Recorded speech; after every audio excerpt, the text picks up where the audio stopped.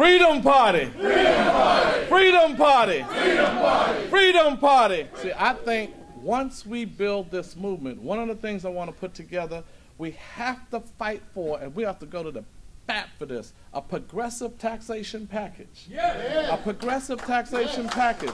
We got to pull that together because honestly, the stock transfer tax that they spoke about, we used to have that before. It's just a reinstatement of it. We're talking about a reinstatement of it. 5 cents, 5 pennies. And you can get $10 to $16 billion. They said, oh, don't do that because they'll leave. They'll go to Jersey. Will not. Oh, they'll transfer online. Then why don't they do it now? They will not because you know why? Because of cyber insecurity. In the cyberspace, they're not getting online because they're ripping off. You think there's rip-off on land here. The cyber rip-off, man, them hack is huge. So ain't nobody getting all their stocks in cyberspace. Stock transfer tax gets us 10 to 16 billion. If we had a closing of the corporate loopholes, they get 35% to write off stuff. Only give them 20% to write off. Close some of them loopholes, billions. A commuter tax that we used to have in New York, billions.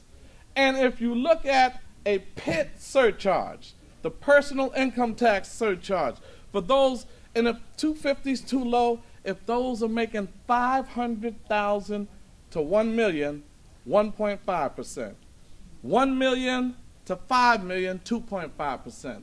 5 million to 10 million, 3.5%. And 10 million or above, 4.5%. You're talking 10 to 20 billion dollars. You will have a surplus. You'll have a surplus. That's a surplus. We should put that forward and said anything short of this and bring it to these black and Latino elected officials first and say anything short of this, you're a traitor to your people if you don't support this kind of progressive taxation package. It is a shame, and I'll let y'all figure out which party it was, that a party would accept Cuomo as its candidate so that they can get a line and agree not to deal with the budget because they got their line. I ain't saying nothing. You said working who? The Working Families Party? That's what he said. I mean, we got to talk about these things because Cuomo already told you. He told you what he was going to do. I know as an elected official, when you're looking at a budget and you're looking at a deficit, there's only a few ways you can balance a budget. There's only a few ways to balance a budget.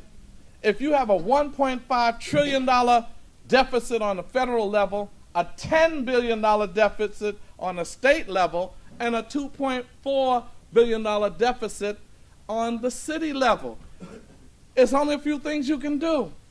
Cut, raise taxes, revenue, borrow, sell off assets, and fees and fines. That's it. So if someone comes to you and says, I'm not raising any revenue, taxes, and I'm not borrowing any money, then the only thing left is to cut you. And we're bleeding enough. And we got to say no to those cuts. So finally, we got to build this movement, and it should be around an agenda, a progressive taxation agenda. It should be around an agenda that we're going to take the streets over. We have to take control of the streets. It's not going to happen with elected officials behind the scenes. They will be scared to death if we get the people on the move to these local elected officials' offices and say, you will not leave this office today until you do the right thing by the people. We have to get more militant. We have to get more radical. And we have to take more chances on doing that.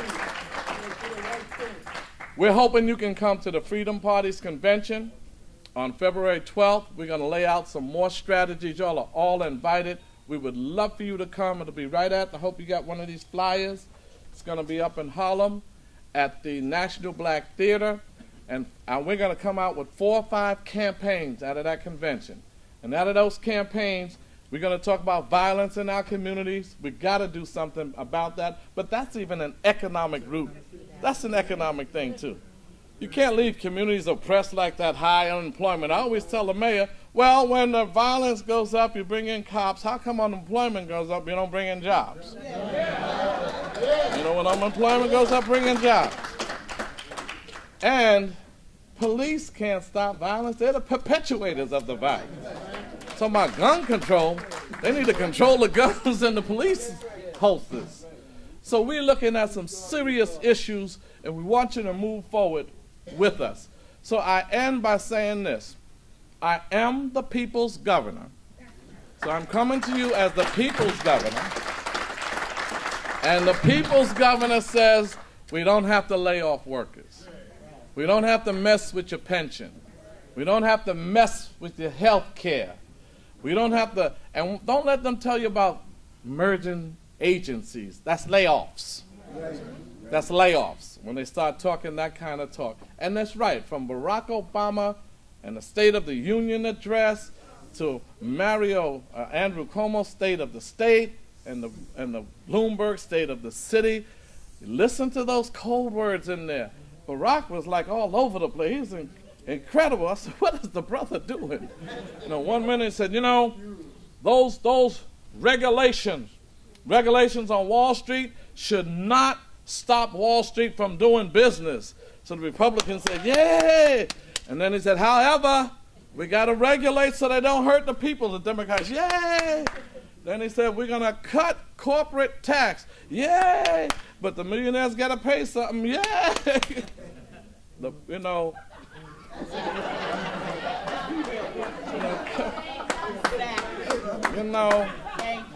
I wish we would get a brother or a sister up there that says, see, if I make it in one of them high positions, I'm going to say, ha, I did it.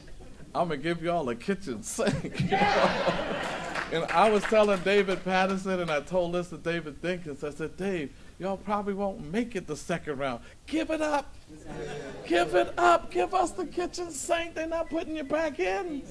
You might as well, I mean, I'm telling them now, I would hire all of us, and they would say, Councilman Barron, how come you don't have any other kind of people in the administration? Give me 4 more years. It's going to take a little time. You know, I'm trying to find the qualified persons for my administration, and it's not easy, you know. If I had control over that stuff, see, sometimes they should just give it up. You know, they should give it up because, first of all, Barack don't know whether this is it for him. So you might as well, whatever power you have as president, give it up. You know, I was telling David, we ain't trying to balance the budget. Give it up.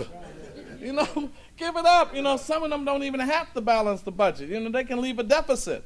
So leave the deficit and take care of us. And that's what we got to get, those kinds of people in there. So in the spirit of those that are fighting all over the world, social upheaval is happening all over the world. And this is a great time to be alive. And we need to bring it to America. We need to bring it to America and demand that they get out of Afghanistan, demand that they get out of Iraq, and demand that they send our people back to New Orleans in the 9th Ward and take care of our people and get them back home so that they can build their homes. We have to demand these things as people in this country. So as exciting as I am, I wake up every morning and I can't wait to get out my door to just snatch somebody, like you said, to just get them. My wife would tell you, I get up ready. She said, who you going to beat up today? I said, I'll let you know by 12 noon. But it's going to be somebody. And I'm going to make sure I take my hits because I know they're going to get me.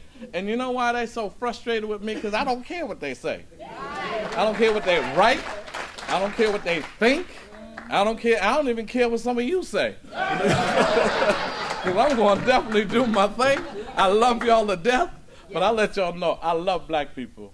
And I'm always going to talk about black people. I love my Latino people. I'm always going to raise it. And I love struggling working class families of all ethnicities. And I'm going to work hard for them. And I don't care what anybody says, because we are the people that should rise up. We deserve our right place in this society. We deserve a decent living wage job, a decent health care, a decent education. We deserve it because we worked hard for this nation, and it's time for it to work for us. Thank you.